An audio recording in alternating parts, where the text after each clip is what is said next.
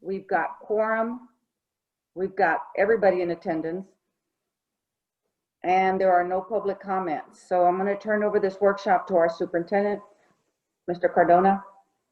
Madam President, members of the board, it's good to be back. I'm just going to go ahead and turn it over to Dr. Baez. I know there was some questions, and so she's got a presentation. I think she sent you the PDF, and she's going to try and get through that. And then if you have any more questions, she or any of the team here can answer the questions. Mr. Wozniak, I think, is on here also.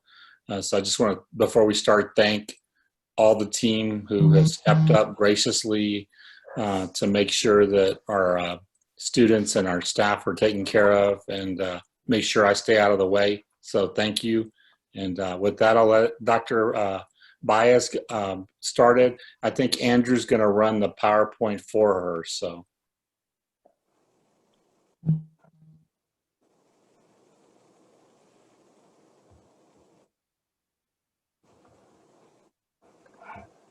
Perhaps I need to unmute myself. Thank you. Good evening, Madam President and members of the board.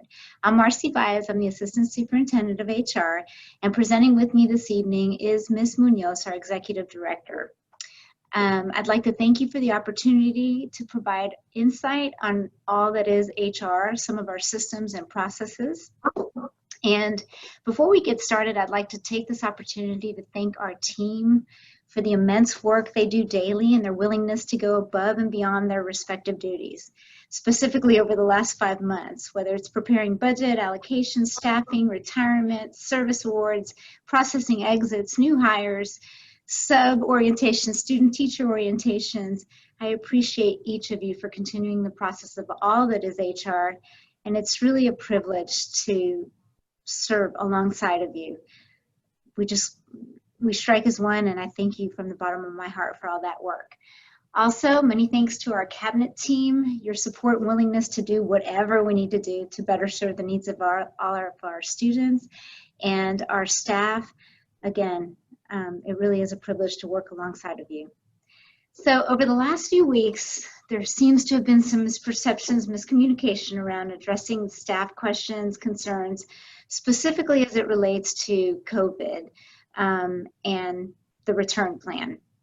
I believe it started with the deadline date to contact HR should accommodations be needed.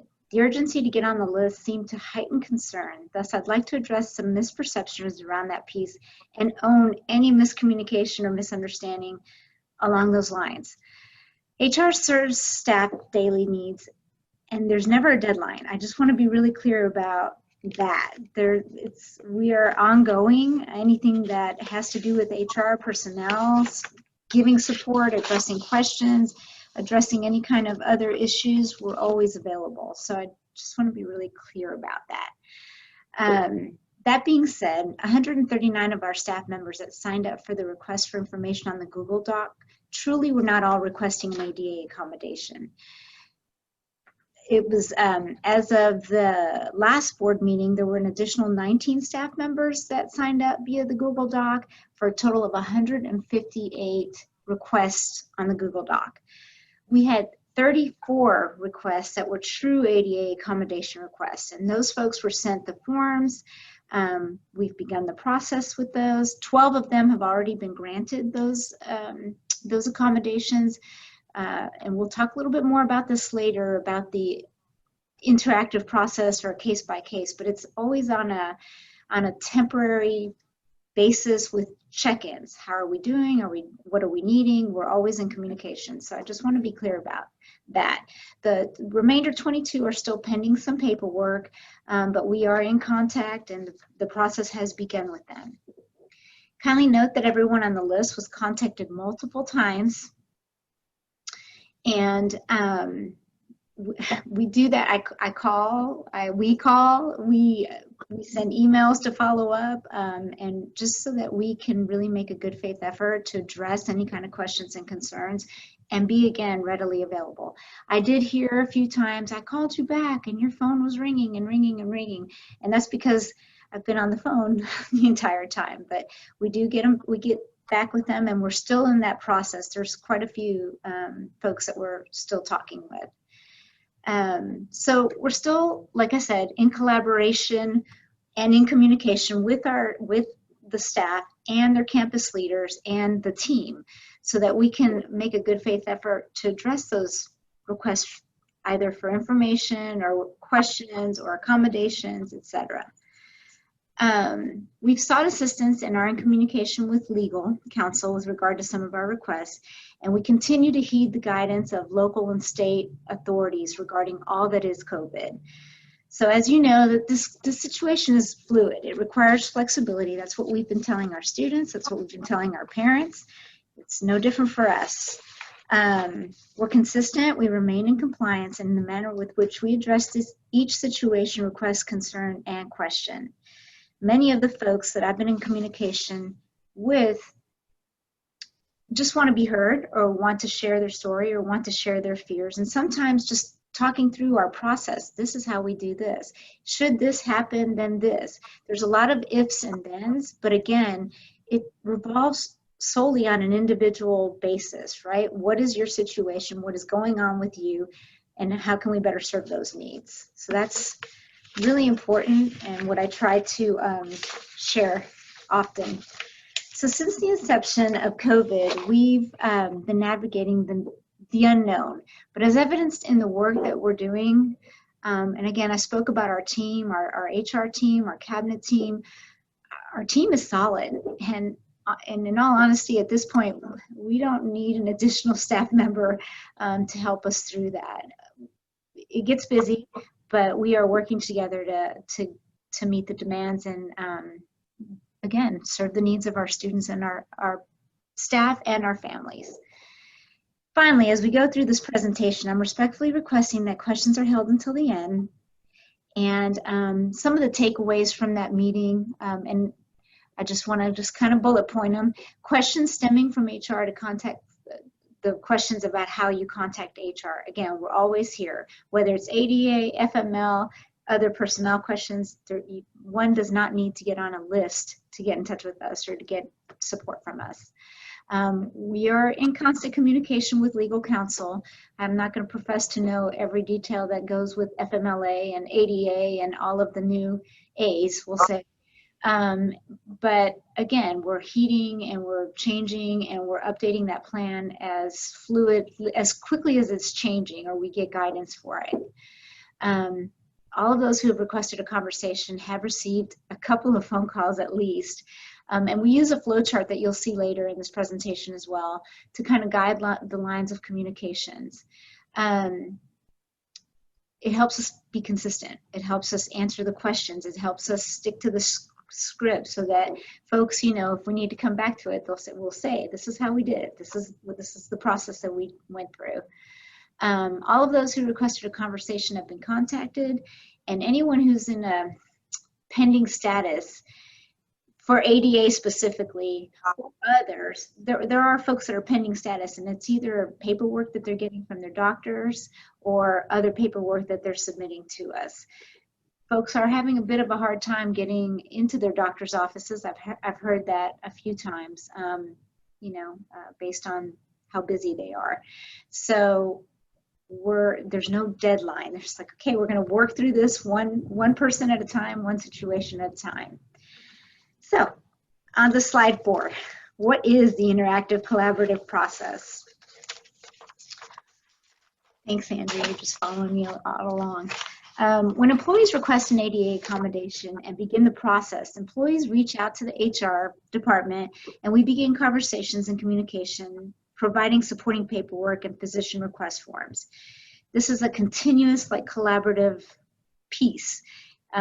It's us, it's the employee, it's their doctor's office, the campus leaders. We work very closely with the campus leaders, department heads, and in collaboration to review, can we accommodate, what's a reasonable accommodation, how can we address, again, and better serve the needs of all of our people.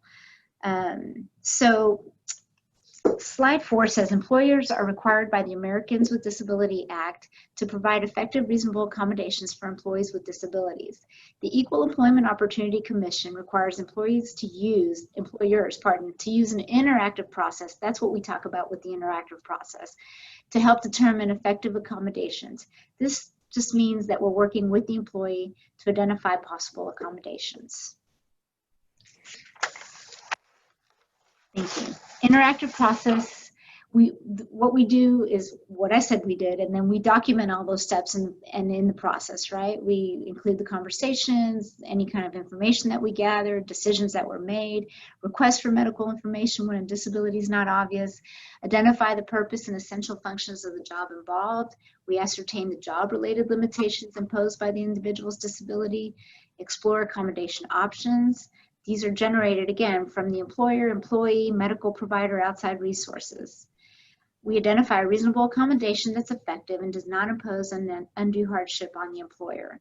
We're flexible. We implement an accommodation that's most appropriate for both the employee and the employer.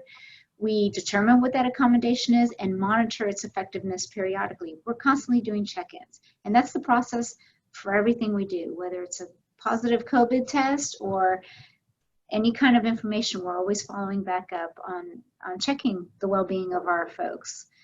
Finally, we return to the interactive process, the whole process again, if the accommodation is ineffective and we need to make some changes. Slide 6, sorry. This is one of the frameworks that we use. I'm not going to read all of this to you, but it's one of the ADA kind of, if this, then this. I'll start off with the first one. Does the employee have a mental or physical impairment, actual or perceived, or has a history of there? If yes, then you follow the yes column. If no, then ADA does not apply. ADA is an ADA accommodation is just for an employee. It's not your loved ones. It's not anybody but the employee. Go ahead, next slide.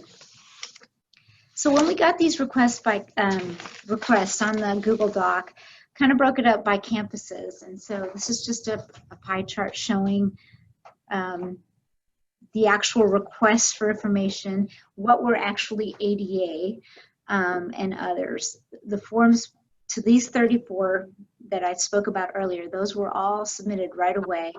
And the rest of the requests were opportunities to address any kind of questions or concerns.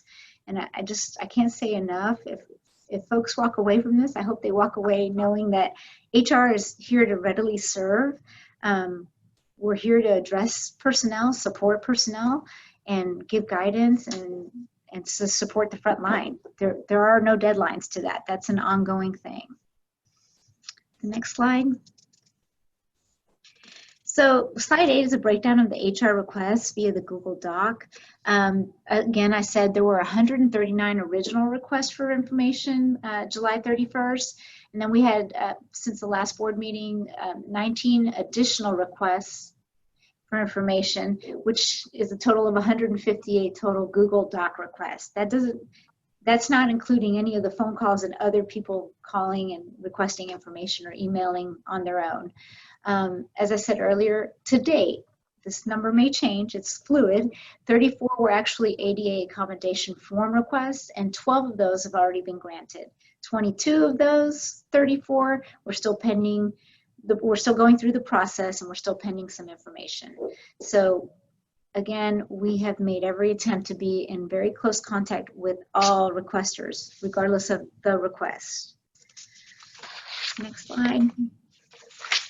This is kind of a breakdown by request type. I mean, we keep all these spreadsheets, and it's hard to sometimes extrapolate without violating any HIPAA or FERPA or any violation, without being in compliance. But this is just kind of a breakdown of some of the requests that we heard. So we know that we just said 34 of those requests were ADA accommodations. We had 7 actual FMLA requests. So that's the employee or members of their family having something. We had 14 pretty much straight COVID information requests, like walk me through the process. What does that look like? What if I get COVID? What if somebody in my family gets COVID? Just COVID information.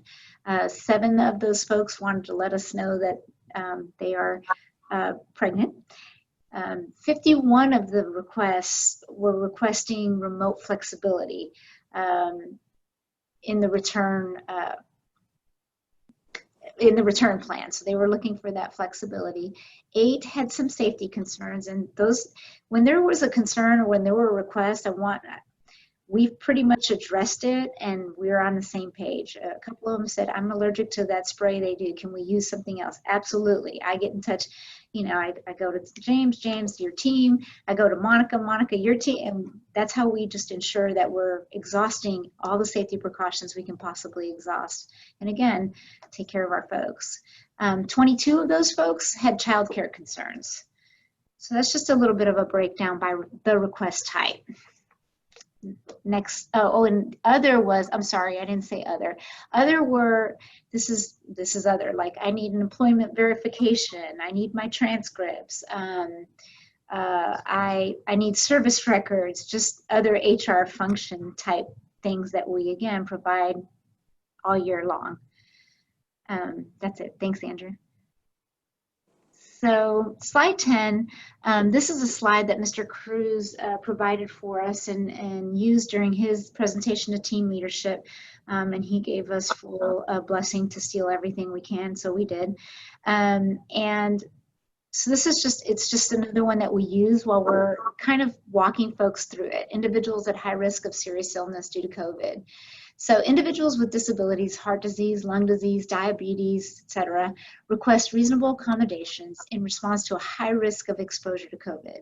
The district must consider and engage in the interactive process of providing reasonable accommodations, excluding undue hardship. However, coronavirus alone is not considered a disability under the ADA because illness is temporary and it doesn't limit a major life activity in ordinary circumstances. So at this time, the illness is considered temporary, however, subject to change, and COVID is a novel virus, and complications from COVID may entitle an employee to other protections. Next slide. So the following slides are like some samples of our most frequently asked questions. And again, we have taken some from Mr. Cruz's office and we worked together on a few that were specific to us. And so I'm just going to read through some of these questions and answers. What if I'm at a high risk for severe illness from COVID? Are there any accommodations? The district may be able to offer reasonable accommodations that offer protection to an individual whose disability puts them at a greater risk for COVID. If you wish to request accommodations, please contact HR to complete the required accommodation request forms. Next slide. So what types of accommodations are available under the Americans with Disability Act? An accommodation may include changes to the work environment. Move my, there we go. Such as designating one-way aisles, using plexiglass, using dividers for tables and other barriers to ensure minimum distances between visitors and coworkers as feasible, or any other accommodation that may reduce the chance of exposure to COVID. Next slide. May the district request information about why I'm asking for an accommodation? Yes, the district may ask you questions or request medical documentation to make its determination. Next slide. What type of questions may the district ask regarding an employee's request for accommodation? Questions may include how the disability creates a limitation, how the requested accommodation will effectively address the limitation, whether another form of accommodation could effectively address the issue, and how a proposed accommodation will enable the employee to continue performing the essential functions of his or her position, that is, the fundamental job duties. Next slide.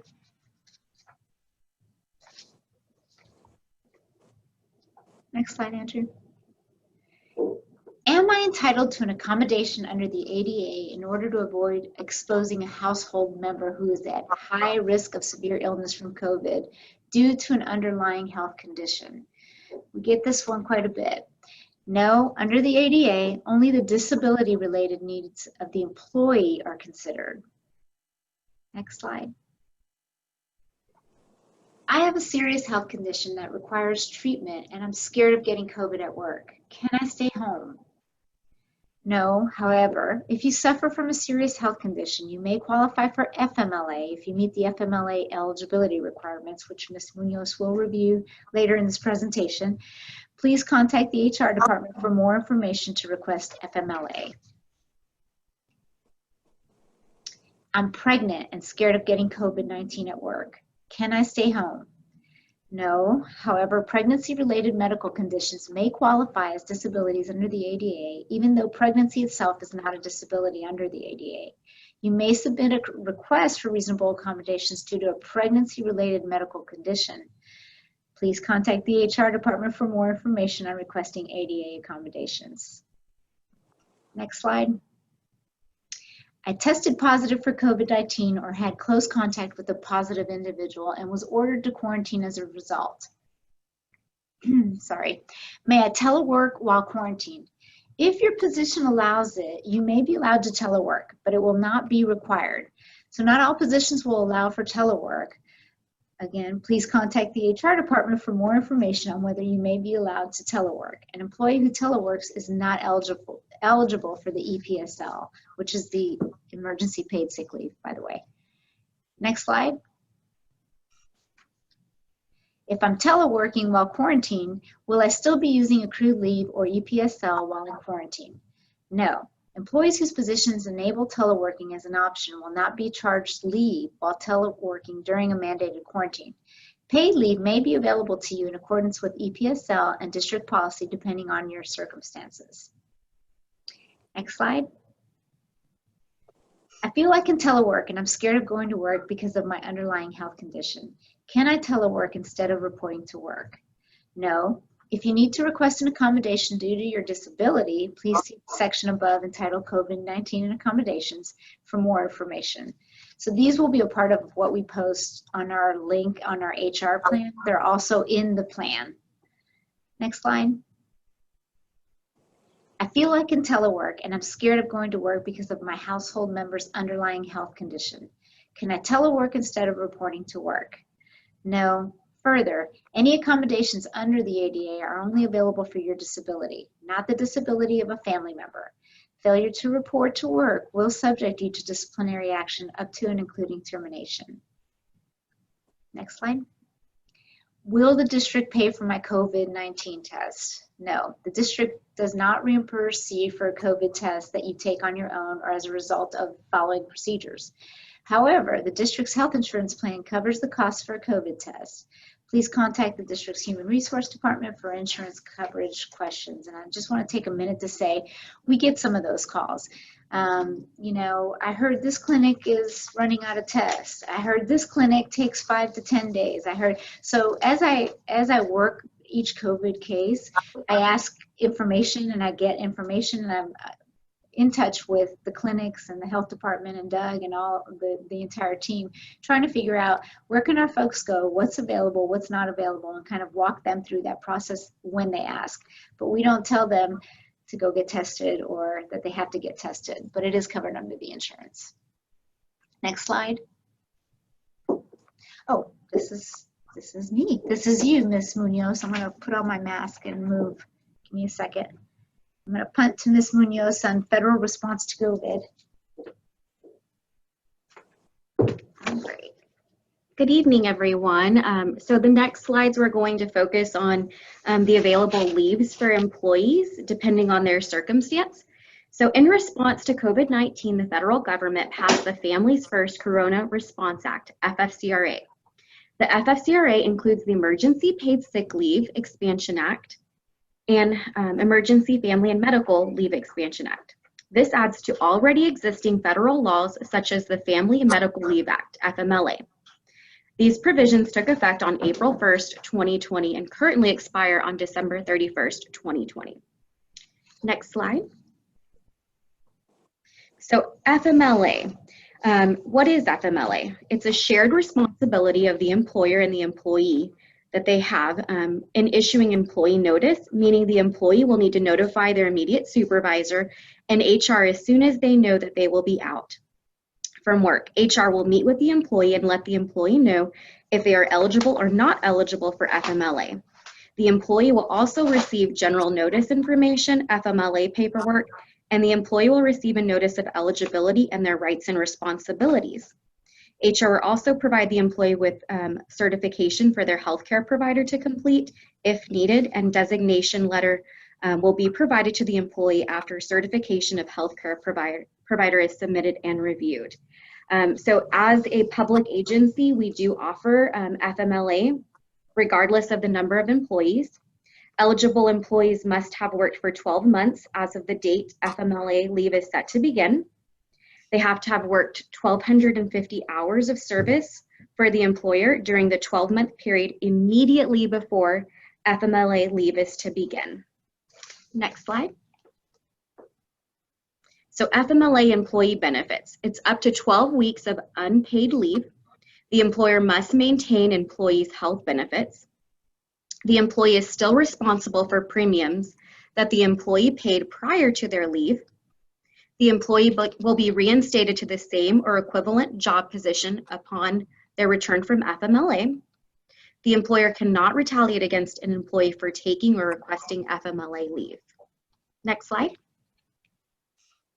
So this just goes over kind of our process about employee notice, the medical certification, the rights and responsibilities of employees, and our designation. This whole process, communication is key. So making sure that we HR stay in communication every step of the way with the employee so they know their rights, and we, the employer, can stay in compliance. Next slide. So FMLA eligibility, if the employee or family member becomes infected with COVID-19. So Family Medical Leave Act, and the qualifying reasons are birth of a child and to bond with a child within 1 year of their birth, adoption, foster care of a child and to bond with a child within one year of adoption and foster care, serious health condition, to care for a spouse, child, or parent who has a serious health condition, any qualifying exigency arising from the employee's spouse, child, or parent being a military member on a covered active duty or call covered active duty status. Assuming the employee is otherwise eligible, he or she would qualify for FMLA if a family member is infected with COVID-19 due to the virus being a serious health condition. Next slide. So EFMLA eligibility. Employees eligible if they have been on payroll for 30 calendar days from the date they request EFMLA. There is no 12-month or 1,250 hours of service requirement. Full-time and part-time employees are eligible. Employees on leave are also eligible. Next slide. EFMLA benefits. They have 12 weeks of leave. The first 10 work days, 2 weeks, are unpaid. Employees can substitute accrued paid leave. Remain 10 weeks are paid at 2/3 the employee's regular rate of pay for the number of hours the employee would have been scheduled to work. The maximum payment of $200 per day and a total of $10,000. Employee is reinstated to the same or equivalent position upon their return. The employer cannot retaliate against the employee for taking or requesting EFMLA, and the employer must still maintain the employee's health benefits. Next slide. Emergency Paid Sick Leave Act. So generally, the Emergency Paid Sick Leave Act entitles certain employees to take up to 2 weeks of paid sick leave at up to $511 a day for 6 different reasons, which we'll cover on the following slide. The Emergency Paid Sick Leave Act amends the Fair Labor Standards Act. The Emergency Paid Sick Leave Act took effect April 1 and expires on December 31st, 2020. Next slide. So what employees are entitled to emergency paid sick leave? Although coverage under emergency FMLA expansion requires an employer to have worked for the employer for at least 30 days, emergency paid sick leave has no such requirement. Thus, all employees are covered under the Emergency Paid Sick Leave Act, even if they've only worked for 1 day and are part-time or full-time. Next slide. So the Emergency Paid Sick Leave Act requires employers to provide sick leave to employees who are unable to work or telework for the following 6 reasons for employees. So 1 is subject to a federal, state, or local quarantine or isolation order related to COVID-19. 2, has been advised by a healthcare provider to self-quarantine due to concerns related to COVID-19. And 3, is experiencing symptoms of COVID-19 and is seeking a medical diagnosis. 4, is caring for an individual who is subject to an order as described in reasons 1, or has been advised by as described in reason 2. Or 5, is caring for his or her son or daughter whose school or place of care has been closed or whose child care provider is unavailable due to COVID-19 related reasons. Or 6, is experiencing any other substantially similar condition specified by the Secretary of Health and Human Services in consultation with the Treasury Secretary and the Labor Secretary. Next slide. So the following slide just goes over how we track FMLA. Everything in our office we try to track to ensure that we're providing timely notices, when leave starts, when they're expected to return, when the paperwork is due, if they're eligible, how many weeks they'll be out, if a substitute is needed, if sick leave is used, how many days, etc. Next slide. Emergency Paid Sick Leave Act. So we are required under this act to track the employee, the notices that are provided, their start date, their end date, and if we provided the paperwork, what day we gave it, and if it's associated with COVID, if they were released back to work. Next slide. The next slide is our workflow chart that we use for our supervisors. So response to employee exhibiting symptoms or a diagnosis of COVID-19. So first, employee exhibits symptoms or reports COVID-19 diagnosis. The employee notifies their supervisor and campus administrator. The supervisor immediately notifies HR, so Dr. Marcella Baez, the safety director, Doug Wozniak. The employee completes COVID-19 test and notifies HR of their results. Employee monitors health and reports status to HR. If it's a positive COVID-19, then HR will direct the employee to self-quarantine for 14 days from last exposure. HR will send the employee the FFCRA leave request and include documentation of healthcare provider advice to self-quarantine and use their FFCRA leave if they would wish to. And then the employee will keep HR informed of their health status and testing results. The employee will follow required return to work criteria, and HR will receive documentation prior to returning to work. An employee will be excluded from the workplace, remote work, or leave if applicable.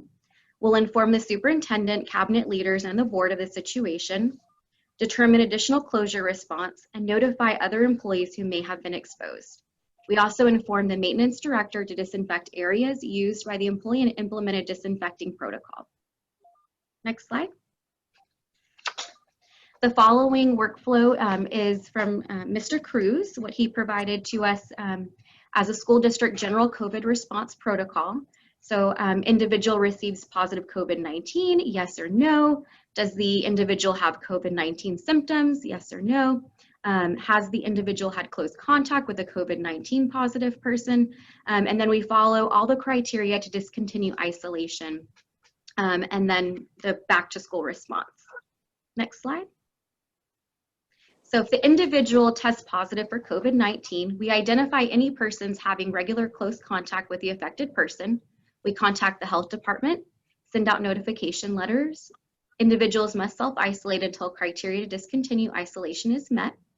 We implemented cleaning measures that are consistent with TA and CDC protocols. Symptomatic individuals with COVID-19 on campus, if the individual is a student, we separate until the student can be picked up by a parent or guardian. Follow the criteria, discontinue isolation. If individual tests positive during isolation, we follow the criteria to end isolation and make appropriate notifications. We clean areas used by the individual showing COVID-19 symptoms, utilizing cleaning protocols recommended by TEA and CDC. Individuals in close contact with COVID-19 affected person or living with someone who has tested positive, individual should self-isolate, quarantine, whether they test positive for COVID-19 or not, until 14 days after last close contact. then screened for COVID-19 symptoms upon return. Next slide.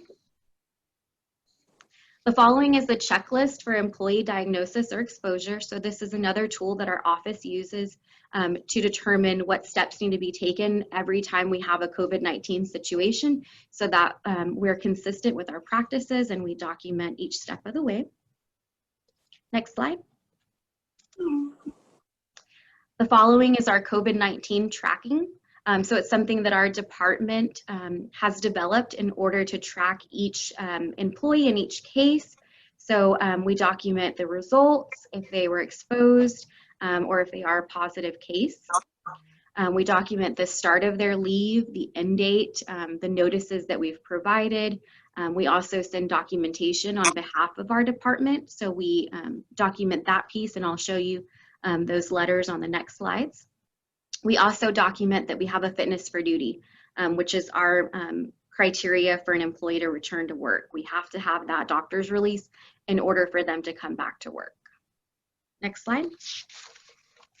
The following document is a letter from Dr. Baez to an employee who has tested positive for COVID-19.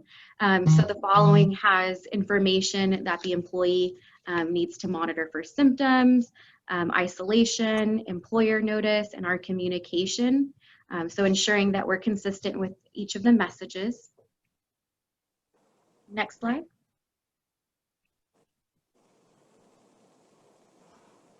I think that's your last slide. The next slide is for an individual who has been exposed to COVID-19. So when we contact a positive case, we also document anyone that employee was exposed to. And so we send communication on behalf of our department, letting them know of their resources and what steps they need to take before returning to work. I'm going to have Dr. Baez finish up.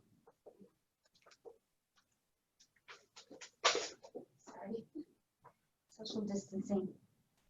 Okay, so so we'll be posting many of what I said earlier is many of our documents or FAQs. We continue to update those, and we'll be posting those so that they're readily available and easier to access if needed. But thank you, Ms. Munoz, for that detailed information on EFMLA, FMLA. It's a little dry information, but there are a lot of, as you know, compliance pieces to what we do on a daily basis. So just to walk you all through what I do when I get a call like that. I'm sick, or so-and-so is feeling sick, or I literally talk to every employee in English or in Spanish. And then we walk through it. How are you feeling? What's the process? Where are you in this process? And then or they call me and they said, I wasn't feeling good over the weekend. I went and got tested. This is what happened. And we just walk through every single step. Then we do the contract tracing that goes with that. And it's just for employees, right? The most of the medical personnel let folks know, hey, you need to quarantine, your family needs to quarantine, or they give them advice on what to do at home. We, say what's going to happen on this end. Folks know that, we talk through it. They have my information. Then I follow up with the letter so that they have my contact information as well. And so we just walk them through the process. It's sometimes unnerving. Some people are asymptomatic. Some people are symptomatic. So we just we do all our checkpoints, whether it's the CDC guidelines or all of our checkpoints with regard to COVID. And we try to provide direction and support. One thing I really want to just stress is we go to great lengths to ensure confidentiality. In my letter, it says a district employee. And inevitably, when I call the exposure folks, they're like, oh, well, who was it? Or was it on this campus or in that campus? Or what, and we just really go to great lengths to try to ensure confidentiality. And very often, if they're working close in contact, the people are calling their own friends that they work with or colleagues and telling them. So we kind of, in the letter, we say, let us take over from that point so that, again, we're giving a clear, concise, consistent message. But it doesn't end there. We are constantly, like we do in every other one of our practices, we're checking for their well-being. How are you doing? How are you feeling? Did you get it? Is there anything you need? And we do that across the board. One of our very first cases, and I won't pontificate as Mr. Cardona likes to call it, but one of our very first cases, it was all the adults in the family had the virus. And so there was no one available to exit the house to get any of the things that they needed. They were all younger children. So we stepped up, we said, what do you need? And we were there to provide that because they, at that point, didn't have anybody to help them do that. So anyway, I digress. Most of the folks that we contacted also have my personal cell number because often they're needing guidance and resources late in the evenings or on the weekends. And so I just give it to them because it's easier to reach me that way. So to date, we've had 46 positive COVID tests. 44 of those 46 folks have returned. Everybody knows you can't come back without a doctor's note, and I have to have it in my hand. I'm a stickler about that. So I have to have that in my hand. We have 2 pending doctor's releases. They're doing well, but they're pending the actual doctor release. And as of this morning, we've had 3 folks get tested, and again, we're pending results on those 3 folks. To date, we've sent out 132 exposure letters. Some of the people on the list of the exposure letters have received that letter multiple times. And again, we just go through the process. We're working in collaboration with all the teams, campus leaders, maintenance, safety, all of us. Again, cliche, it takes a village, but it really does. And we're trying to, exhaust every safety precaution out there. Many of the conversations I've had over the ADA and the request for information, we just kind of walk through it. What are you doing? Well, we have hand sanitizing stations. We put plexiglass. Everybody has a face shield. Everybody has a mask. All the things that we can provide that I know of, and the team is always really good about saying, hey, we got this. I share with folks as we have these conversations. So Dr. we have a Baez, great team. Oh, pardon. Dr. Baez, are you about ready for questions? I think some of the board's waiting to ask some questions. Yes. Just wanted to say the staff is always encouraged to reach us. There's no deadline for that. Go ahead. Mr. Arredondo, did you have a question? Yes, thank you, Ms. Cantu, Dr. Baez, Ms. Munoz. Thank y'all both so much for the very informative PowerPoint presentation and the presentation tonight. I guess, 45 minutes later and 60 plus slides later, my one question from Monday's board meeting still remains unanswered, so I hope you can answer that. Why is the ISD only using the ADA disability designation to provide accommodations to ISD employees? So we're not just using that. We are using the CDC checklists that are out there as well.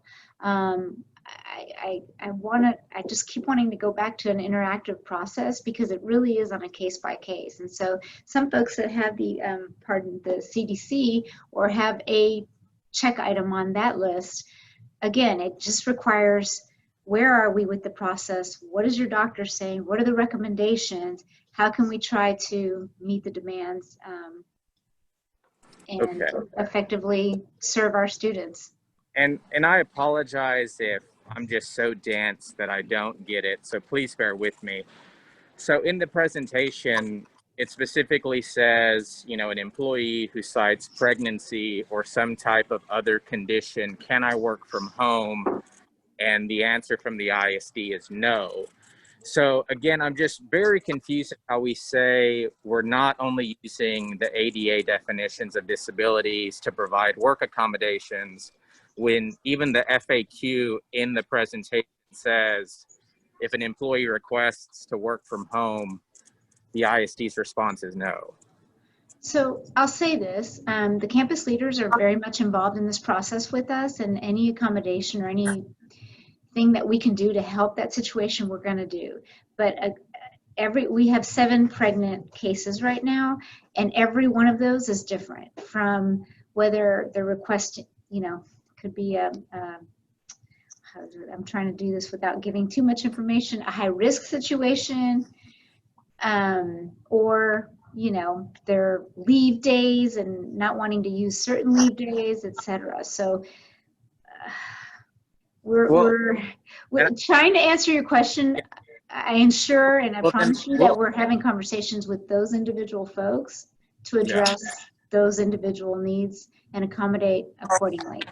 Okay, so I guess a follow-up to that then is, so you go to the CDC website, you look at COVID-19 comorbidities and the different underlying health conditions that put people at risk of severe illness for COVID-19. We'll go type 2 diabetes.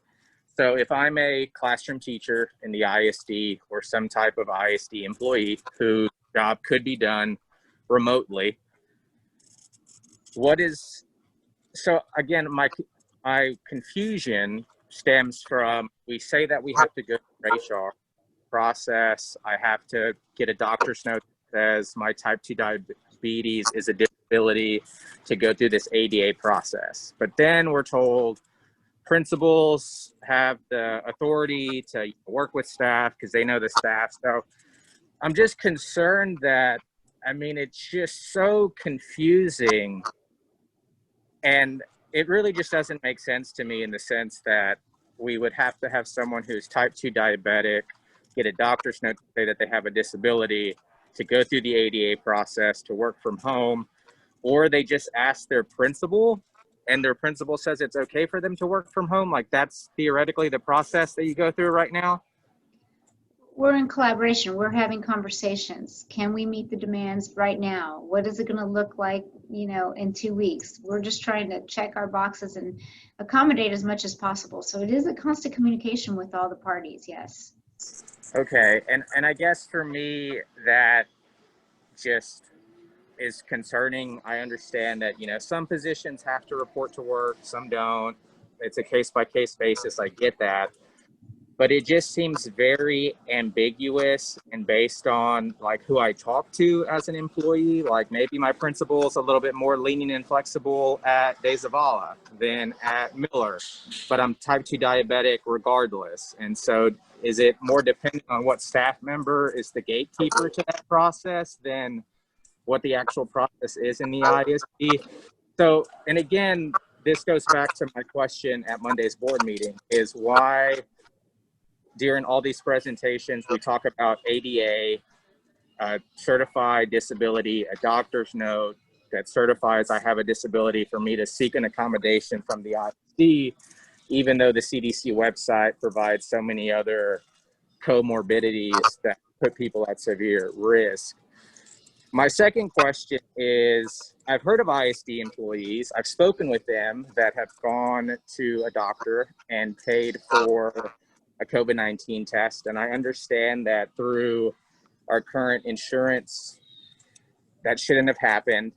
And so that's obviously a communication breakdown between the ISD and staff, that staff don't have that information or they're not empowered to advocate for themselves at the doctor's office.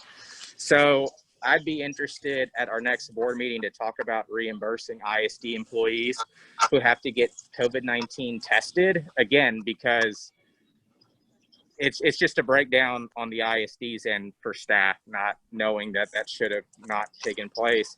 Secondly, if I have COVID-19 and I have to go to the doctor to come back to work, what happens if an employee can't come back to work for several days because obviously it's difficult to get into the doctor? Are they just ineligible to work until then?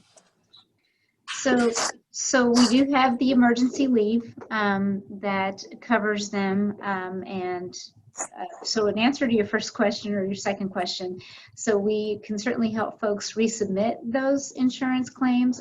We do communicate that often, but we can certainly help the process of resubmitting those claims if needed. And then if someone is pending results, you know, we have the emergency paid sick leave, which they can use how they want to use, whether it's them or them testing positive or them quarantining or them caring for a loved one in their household.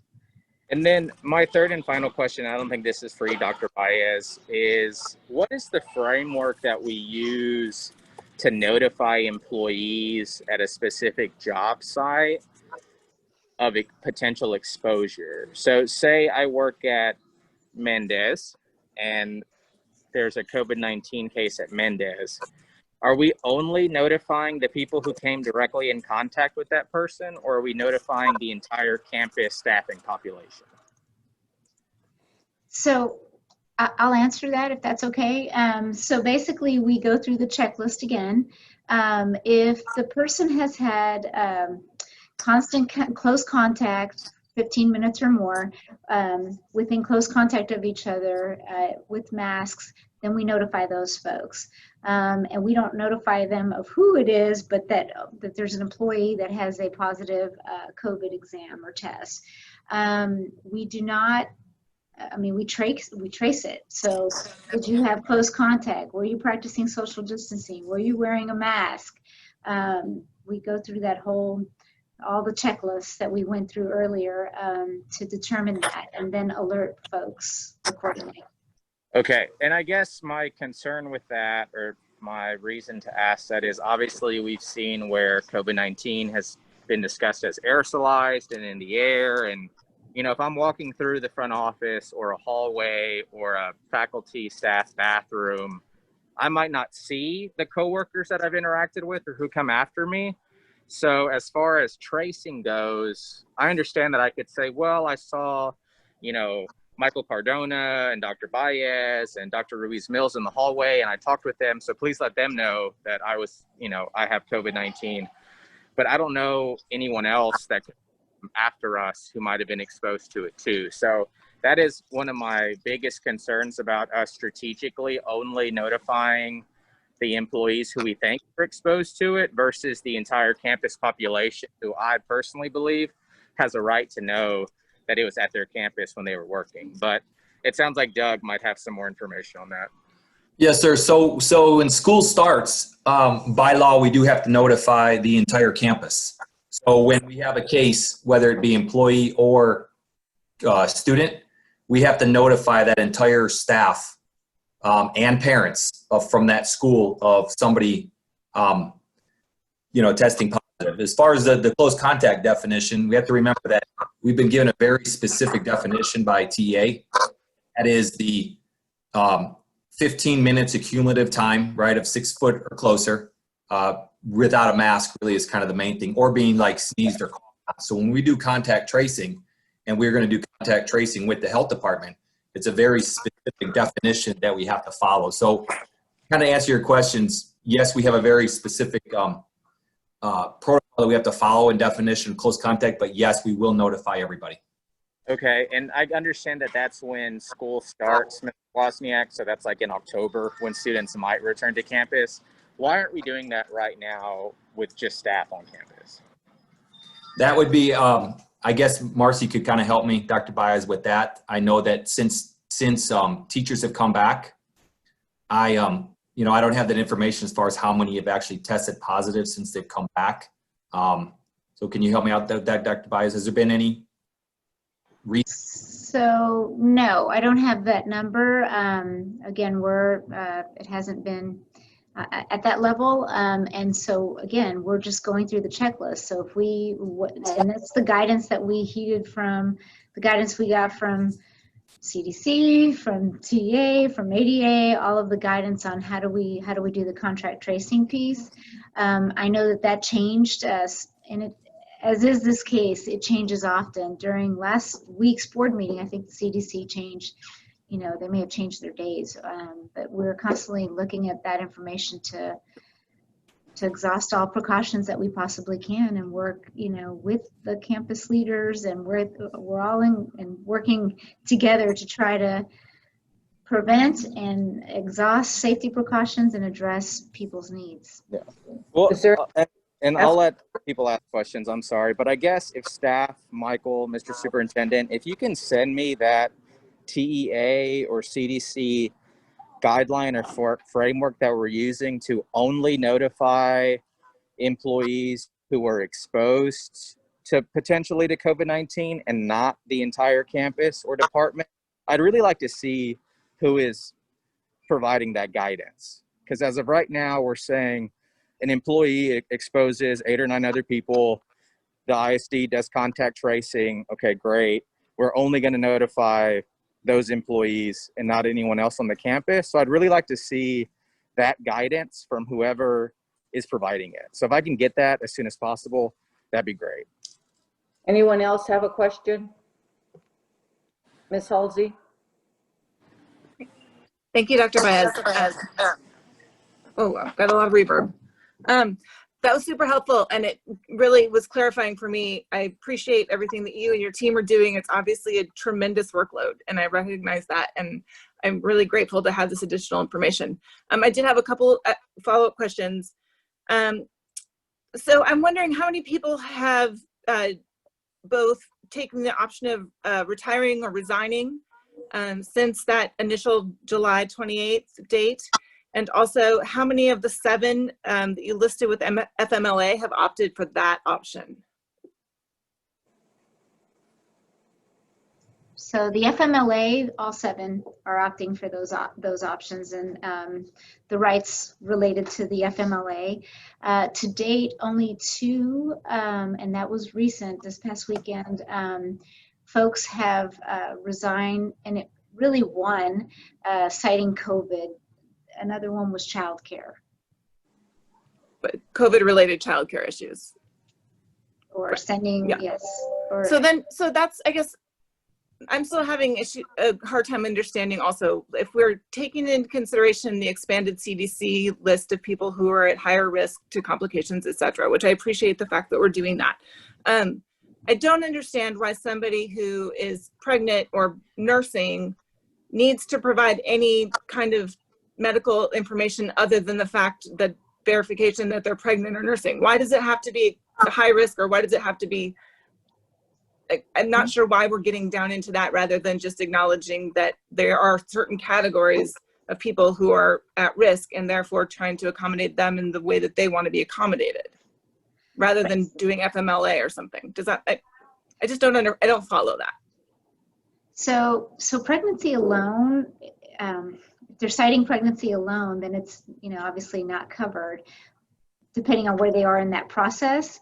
And that's why the extra steps in saying, okay, what exactly are you needing? What is the issue? And that really, across those, have been different. So at this point, the only thing that we've accommodated for are the strict ADA accommodations. But so going forward, will we be accommodating, like once we return to face-to-face, doing accommodations based? I know that the email that you sent out last week did say household members, which was a change from what had originally been stated, which I think is terrific. But I'm just wondering how that's going to look. I understand there's no deadline, and I understand there've been a lot of accommodations made for people during this first phase of reopening, which I think is wonderful, and I really appreciate everybody who's worked to make that happen, and you guys working with principals to make sure that we, you know, are treating people as the individuals that we know them to be, right? And I think that makes sense. But my question is, once we go back to face, then how does that look different, or does it look the same? Is it yet to be determined? So we're heeding guidance, and, you know, as you know, it's fluid and it changes. So it is yet to be determined, but I want to be clear on accommodations through ADA and then adjustments. We have made adjustments in conjunction with and in collaboration with the entire team, right? How can we do what we need to do, and serve our employee in the process. And those are happening and will continue to happen. Okay, because I think that, I mean, that's where I am coming from. It's that, you know, as you acknowledged at the beginning, this whole situation is foreign and strange, and you know, we have to adapt and we have to be really flexible. And so I would like us to be as flexible as possible with our employees, because I would like them all to be here also next year, to not leave, you know, to not go to other districts. And so I think that as flexible as we can be in recognizing that there are many people who are at many stages of risk, and that, you know, having small children and loved ones in the household that are at high risk also would be qualifying for as many accommodations as possible. Yes, ma'am, that's our goal. Okay, thank you. Anyone else have questions? I have a question. Dr. Baez, do you know how many times our insurance allows you to test for COVID? I do not know. Okay. I can certainly ask. Could you ask? Absolutely. We do have a lot of free resources, which we give those resources often, but I will certainly ask that question. Okay, so if I've tested once and I feel like I have to go test again, I just want to know how many times the insurance will cover it. Correct. Good question. Anything else? And I'll two, let you if know no one else has questions. So I'll let y'all know. Mr. Cardona, what did you say something? I said, I'll let y'all know because I'm a test case and I've tested several times. So we'll find out when I start getting my bills. Okay. Ms. Hanson or Ms. Costilla, y'all have any questions? Ms. Hanson, go ahead. You're muted, Ms. Hanson. I just wanted to thank everyone who worked on this presentation. It was clear, concise, and I appreciate the time and effort. Thank you, Ms. Hanson.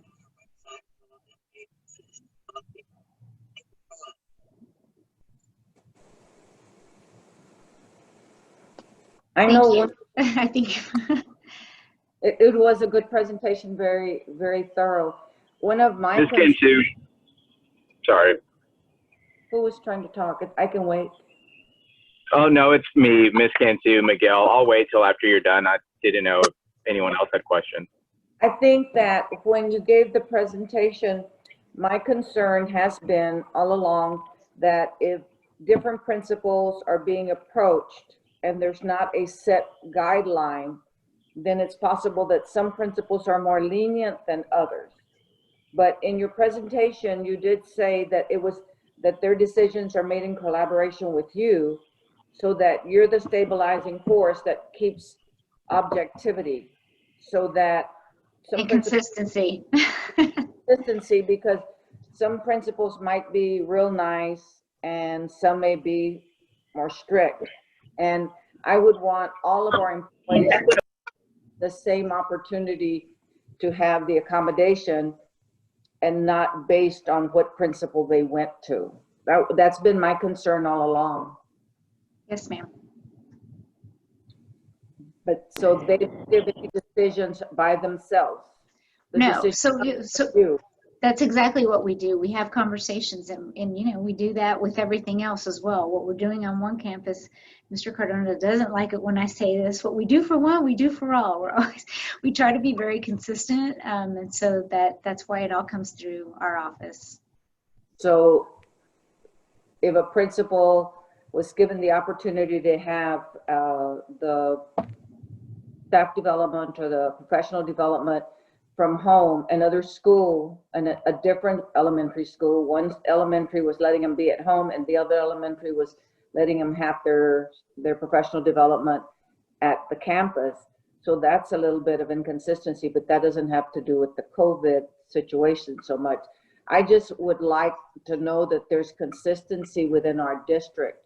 And I appreciate Mr. Cardona giving the power to the principals, but I just need to feel that there's consistency between our schools.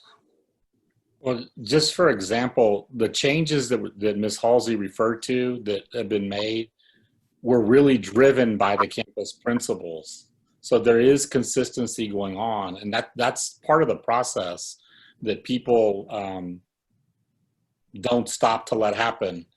You know, when the principals came back and then started meeting with their department heads, you know, they asked them, how do the teachers feel about being on campus? And it became pretty apparent from all the principals, because Dr. Reese and myself were on the call with them, that they wanted some leeway in adjusting their schedules. They did want them on campus at certain points. And so we said at that point with the principals, then adjust the plan. We got with HR, we got with finance, and we adjusted the plan.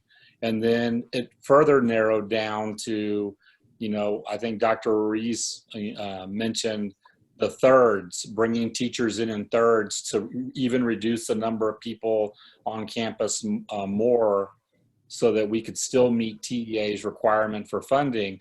That also came from the principals and their department heads and their team leads. So, you know, the process is working. You know, it's a pandemic and everybody's anxieties are a little bit heightened right now. But those changes were not driven by us. They were driven by the campuses.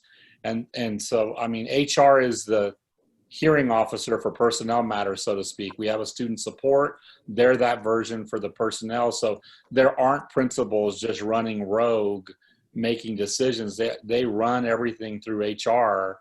And then they also run things through Dr. Reese Mills. So it is interesting to see them coming up with safe solutions as they're moving forward. And you know, they want to do right by everybody, but the process is working the way it's supposed to. And my last question is about the hourly, specifically our food service and our custodians. Has someone taken the time to kind of walk them through if they have to go get tested, since they're having to go fill out a form for their insurance? Have they been given any kind of orientation so that they wouldn't be so anxious if they have to go take a test? If somebody's exposed them to it, to COVID, does HR work with the hourly, specifically food service and custodial staff, to make them feel comfortable about going to get tested, where to go tested, how to fill out the forms, or anything of that, some kind of an orientation so that they're more comfortable going to get tested? Yes, ma'am. As I mentioned earlier, I make that phone call myself, and that's why I've been, I do it with passion, because I want to be consistent. I want them to feel heard and serviced and supported by us. Many of them have and they pretty much, they could run the orientation for other folks, because we've been doing it since February together. But you know, they alert me, hey, this is going on. Did you hear about that? And so we're very, very consistent with that message, and supporting all the way through. And I said it earlier, even if it's an exposure, it's not an actual positive test. This is, you know, this is what CDC says to do. Here's some guidance, you know, and you know, if language is an issue, I explain it in however I can. Mr. McLaughlin, you have a question or a comment? Yes. So it seems like the CDC position evolved on pregnancy, risk factors associated therewith, and that there seemed to be an indication that COVID-19 could lead to preterm birth, which would be high risk for the baby. And that changed, I don't know, about 4 weeks ago, I guess, the guidance from the CDC. And as you know, with my staff of 8, I am my own HR department. And so we switched, and I have a pregnant employee who moved to work from home on account of that guidance change. It's not to say my position was correct and yours was wrong, but did the district consider that evolving standard, and specifically as to pregnancy? Yes, sir. I actually had one of those folks who said, I want to be back. My doctor says I can be back. And all I said was, okay, I just need that. I'm not going to trump the medical professional. So give me what it is that you need to give me so that we can accommodate accordingly. And then I've had, others. Again, that's why it's very individual.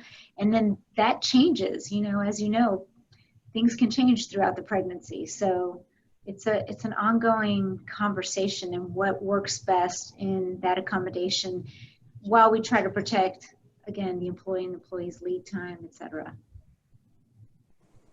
Anyone else? I noticed on the presentation it said pregnancy alone is not a justification for an accommodation. I'm paraphrasing. Yeah, that may have been from Mr. Cruz's last update. I know we've had over the last couple of weeks we've had some update, well, longer than that, but we're updating regularly. So that I really just took that slide from that presentation, honestly. So has our position evolved from that, where pregnancy alone is a justification for accommodation if requested by the employee? You brought up an example where the employee wanted to go back into the classroom, and obviously we wouldn't stand in the way of that. That's the mother's and family's decision. But if a mother, expecting mother, is requesting a work from home accommodation because they're concerned about the risk, are we granting an accommodation? Yes, we accommodate accordingly. Yes. Thanks. Good. Ms. Cantu. Yes. So, and I understand that it's a case-by-case basis, but for me, that just like screams inequitable treatment of staff over and over again because it's not in writing. So I don't know if this is going to take action from the board at our next meeting, but to have like a flow chart of what is or is not a qualifying pre-existing condition to receive an accommodation from the ISD, or a new word that was used tonight is an adjustment. And I don't think that that's being appropriately told to staff. I mean, I saw the email that was sent out before we adjourned last Monday that still referenced needing a doctor's note to receive an accommodation from the ISD. So again, I go back to communication between HR and staff being a lot to be desired still for ISD employees, because it keeps going back to this ADA accommodation, a disability as diagnosed by a doctor. And in all honesty, Dr. Baez, the fact that our presentation tonight may or may not have had outdated information that you kind of copy and pasted from Mr. Cruz's email, again, speaks to why individually I need this in writing and not just it's a case-by-case basis and it depends on the principal in collaboration with HR. At Texas State, every HR process and FMLA guidance and accommodation requests are in writing, as it should be, because staff should know how the process works. But this kind of behind the scenes, it depends, nothing's in writing, you have to request a form and we'll talk with you on the phone, just really doesn't bode well for me, because it doesn't empower staff to advocate for themselves, because it turns into this he said, she said thing. And again, even tonight, and after all of the conversation about pregnancy at our last board meeting, the presentation tonight says pregnancy does not allow for an immediate accommodation from the ISD. It's in your presentation. And that's what we're going with, because that's what I've listened to for 45 minutes tonight as you and your staff read off the presentation. So I don't know what it's going to take for HR's policies and procedures to be on the website and guidance to be written in black and white text so that employees know the process. But that is where my frustration is stemming from, is that it does change week to week, and I understand that, and I can't imagine what your department is going through. But there's just nothing in writing anywhere for staff to receive guidance from. And even tonight, there's a disconnect between what is or is not a condition that qualifies for accommodation or adjustment. So again, I need to see something in writing so that when staff asks these questions, it's there and it's written. But to say, oh, we'll just call HR and they'll tell you about the process is very concerning for me. Let me clear up what it actually says. It says, I'm pregnant and scared of getting COVID-19 at work. No, can I stay at home? No, however, pregnancy-related medical conditions may qualify as a disability under the ADA, even though pregnancy itself is not a disability under the ADA. You may submit a request for a reasonable accommodation due to pregnancy-related medical condition. So I don't think it was saying what you guys were saying it says, but we'll make the adjustment and put it in writing so that it's there. But, you know, part of the process is, you know, an administrative process, not necessarily a board member process. And, you know, part of what they're trying to do is make sure that DH local legal, you know, in the event that we do screw up something for an employee, that if they file a grievance, you know, they have a right to go through the administrative process, and that's what we're trying to protect. I mean, what I've told the principals and what I've told everybody else regarding our communication is the mistake we made probably is we should have backed up our communication out 2 weeks prior to when we started this. That's what I've been pretty consistent with our internal folks, but and I understand that, Mr. Superintendent, and I guess my concern is that a staff member even feels compelled to come to me or CC board members on email. I mean, if you've encouraged it. HR, no, sir. If staff felt empowered to reach out, or if they thought the process was giving them the support that they needed, they would not have to reach out to us. I mean, this is not something that I want to spend my time doing, Mr. Superintendent. This is not. Well, then stop tweeting about it, because you put it on social media, sir. I mean, yeah, because obviously staff doesn't feel that they're being heard, and that's a concern. And the fact that I've had some staff that the administration has discouraged them from talking to board members is very concerning to me. It is extremely concerning that taxpayers, employees are being told by this administration to not speak with board members. Because we're trying to protect their legal rights. On any issue. I know I'm not the only board member who has heard from staff members who have been told not to talk to board members on any issue. And that is why this process with COVID-19 has been so frustrating, because this isn't about curriculum, this isn't about class size, this isn't about salary or benefit increases. This is about their health. And they feel like they can't talk to board members or anyone else, and that they feel that they're not being heard by human resources. And so again, it's not just the pregnancy conditions and granting relief to employees who request that. It's people who are type 2 diabetic. It's people who have been diagnosed with cancer. It's all of the comorbidities that are on the CDC website that people feel this administration is not granting them the adjustments or the accommodations that they're requesting. And I mean, I fundamentally believe that if a staff member can work from home, they should be given the opportunity to do that for not only their health and well-being, but for their families. And so, again, we continuously cite ADA accommodations and disabilities and all of these things.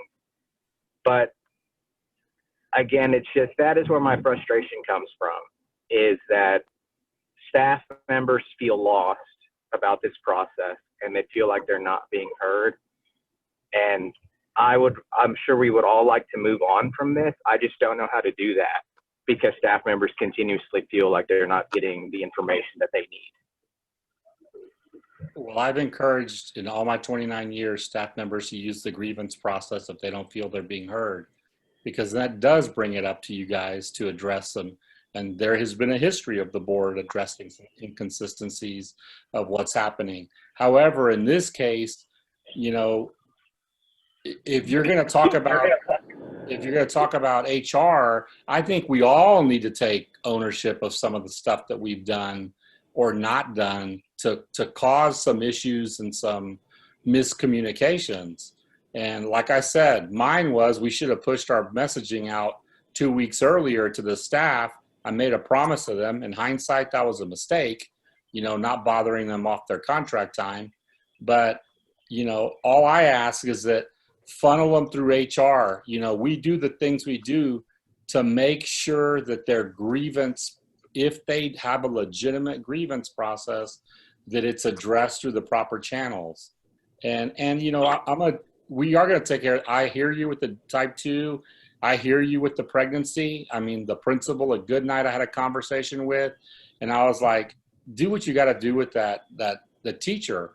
If I were pregnant in a pandemic, I would feel uncomfortable going to a school. So work with her. And he did.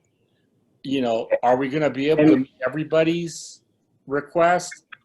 We may not be able to. Some people have to go. But I think we all need to get together on this and figure out how we're going to move forward and keep everything, going the right direction. And I agree with you. People, if they feel, I've never told anybody not to talk to board members, but I do tell them you're hurting your legal standing if you do, and they potentially could. And that's just the reality. I'm backed up by law on that. And, we can move past this. We're going to adjust as HR. We all want to do the right thing. We all want this. We all have the same goals. We just are taking different roads. You literally are taking a different road right now. But yeah. So, and I appreciate that, Mr. Superintendent. And honestly, your candor and your leadership to this is greatly appreciated. And I guess for me to get this monkey off my back, that I have, that I'm going to continuously bring, that I don't want to bring anymore because it's a gorilla. Very, very tiring, yes, is, you shared this example where you spoke with the principal at Goodnight and said, accommodate this employee. Why is that not just in writing or in policy, or where that conversation does not, and again, my concern is, I get that it was brought to your attention as the superintendent, but what if there's another staff member out there, hypothetically, similar situation, similar circumstances, that it doesn't get to you, and that a phone call doesn't take place between you and their supervisor where it says, make this happen for them. And that is my concern, is that is not equitable in the sense that it worked because it went through you and that principal versus I work at a different campus. I didn't bring that issue to you, and it didn't go in that exact same process. So, I hear you, but I can have Dr. Baez follow up with those 7, employees who are pregnant to make sure that they're all accommodated or they're all taken care of. But that I use that one example because she did reach out to me and she did include me in an email. And so I did respond to her and I said, let's work the system. And I was in communication with her. But ultimately, sometimes there may be an employee, they may not hear what they want to hear.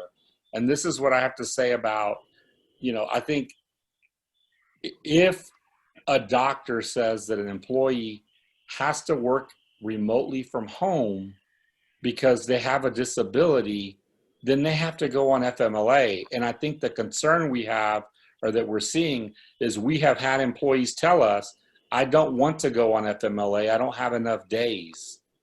And that's a different conversation because from my perspective, I feel like they're trying to game the system.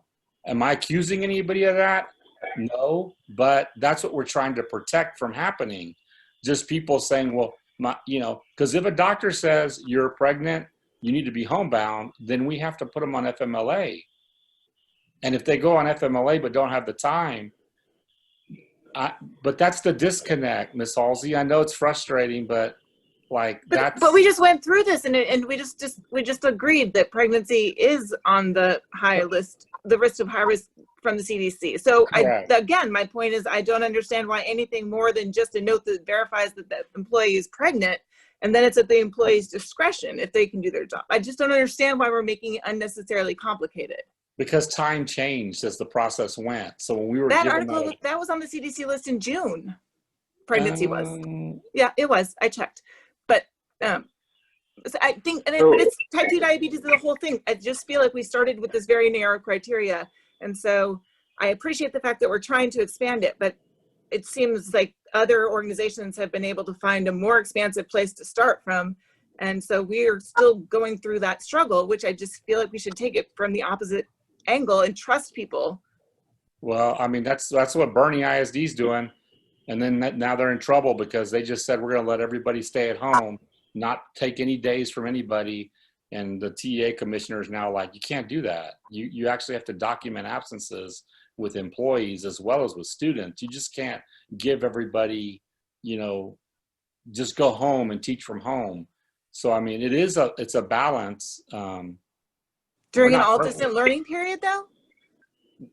It was about remote learning, yes. And the superintendent said it in a conference call with TEA and said, oh, we're not penalizing anybody. We let everybody work from home. If they're sick, they don't need to take their days.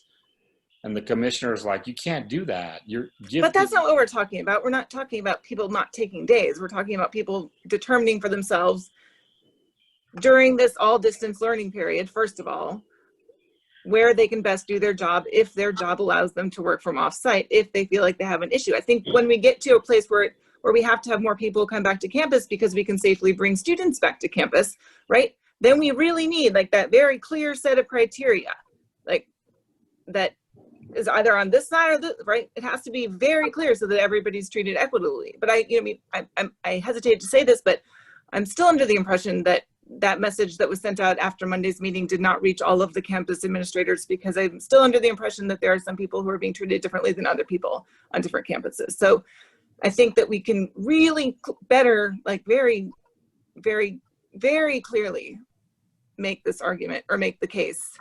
And I would hope that we would do that quickly. Ms. Hanson and Mr. McLaughlin have both have their hands up.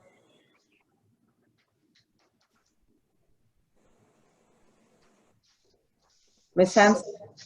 Yes, I don't have a question. Oh, I thought you were trying to put your hand up.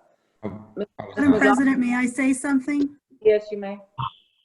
And this addresses Ms. Halsey's question and possibly Mr. Arredondo's, and Mr. Cardona was in the meeting this morning with our principals because we meet with them every Monday.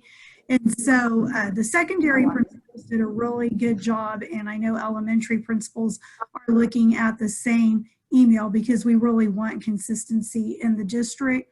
As September the 8th approaches, the principals are allowing teachers to determine what time block and what days work best for them to filter into the classroom and work on their lessons and their assignments, but also they're letting the teachers know that if they need to work remotely during that time, all they're being asked is that they are available from their standard work hours, that they're communicating with students. We've created a spreadsheet where they're logging that in, but they do need to communicate and be available during those work hours if a principal needs to speak with them or if a parent needs to speak with them. So that does address the situation of giving teachers the opportunity, if necessary, to provide that instruction from home. And that has been sent out, I know, to the secondary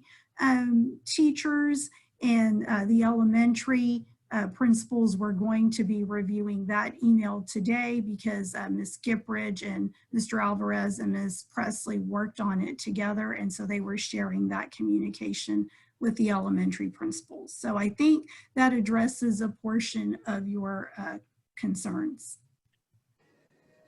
I appreciate that. Thank you. I hope that it does. One other point, Dr. Ruiz-Mills, I think you said that you would provide us a list of the number of students at each campus that were using the day camp. If we could get that based on last week's, I'd just like to see a week at a glance, please. Yes, we actually have 30 students that participated in the day camp. And I know that right now, DZ, Miller, and Goodnight do not have the day camp going on. And that's because the teachers that needed to utilize it were given the opportunity to work from home. Right. So that it does concern me that we have had an employee who is retired because of childcare right? And obviously I don't know the particulars of that person's situation, but if it's something that we could have accommodated in some way, I hope that we would have. I just want to make clear that in terms of elementary staffs, the middle school staffs, and even the high school, the people being given the ability to do their job remote if they can, that I think there's also some discrepancies between instructional staff and teachers at various campuses, that it seems to be not uniform. But so just to clarify, that employee is making a decision to not send his own children to school. So we'll be working from home or doing homeschooling. That was that decision. Anyone else have a question? Ms. Cantu, I have one more question, then I'm done for the evening. Okay. So, and this goes to Dr. Baez, this goes back to the list of like qualifying underlying health conditions. So I understand it's a case-by-case basis, working with the principal, all of the things that we've talked about tonight. To get a more formalized framework, what's it going to take for our human resources department or our board to embrace the concept that we support or work with ISD employees who make accommodation requests or adjustment requests under all of the CDC COVID-19 comorbidities? So the CDC has an outline of all the things that make people more at risk of severe complications due to COVID-19. What's it going to take for us to say, you know, these are all the things that dictate or guide our human resources department when it comes to accommodation or adjustment requests? And if that is already the case, where is it in writing and where is that published for ISD employees to see?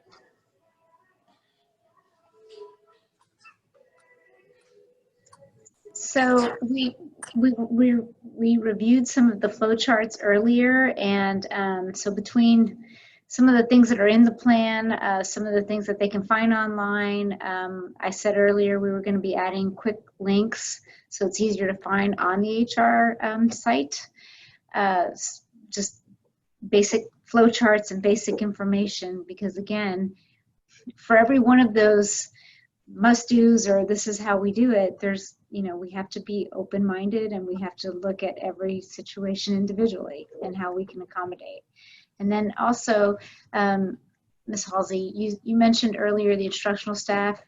So it's all teachers, and all the requests that came in were not just obviously from the instructional staff, they were from other folks as well. So they've all been addressed consistently and accordingly. To answer your question, Mr. Arredondo, we'll try and get something up by the September 4th deadline that I think y'all, okay, the board worked on.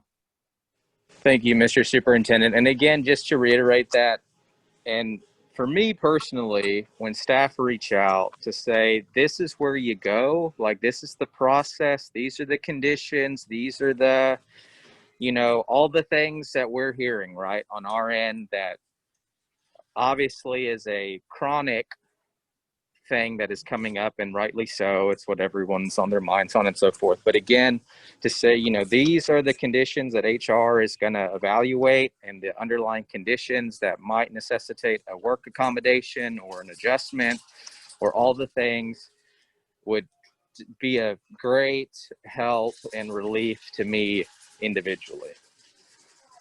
Thank you. Anyone else? Mr. Cardona, then we are ready to close the workshop. We are. Thank you. Thank you all for y'all's feedback. We'll take it and reflect tomorrow and adjust some more. Iterate. That's our word this year, iterating. Thank you. Ms. Villalpando, were you going to say something? You were just saying goodbye. Okay. Good night, everyone. Thank you. thank you. Night. Good night.